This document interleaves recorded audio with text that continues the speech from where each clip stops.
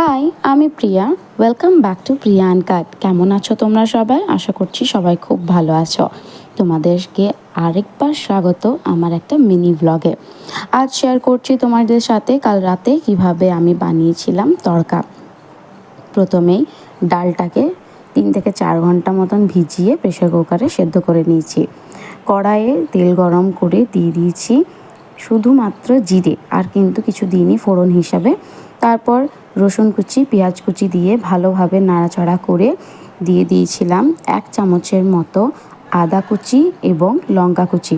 ঝালটা তোমরা যেরকম খাবে সেরকমভাবেই দেবে, কোনো রকম ব্যাপার নেই। পেঁয়াজটা একদম গোল্ডেন ব্রাউন হয়ে গেলে তখন 1 থেকে 2 টমেটো তোমরা বাটা দেবে। আমি এখানে 2 টমেটো বাটা দিয়েছি, তাতে ফ্লেভারটা আরও বেশি এনহ্যান্স করে তার জন্য।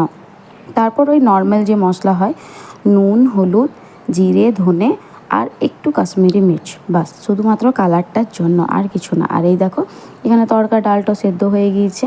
আর যখনই দেখবে এরকমভাবে তেলটা ছেড়ে দিয়েছে তখনই তড়কা ডালটা এরকমভাবে তোমরা দিয়ে দেবে। তারপরে চারিদিকে ভালোভাবে একটু ঘুরিয়ে নেবে। তো দেখবে তোমার তড়কা ডালটা যখন বসে আসবে তখন ভালো ঘিতে গোটা রসুন একটু ফোড়ন দিয়ে ওপর থেকে ছড়িয়ে দেবে। দেখবে একদম ধাবা স্টাইলের হবে, দারুণ হয়।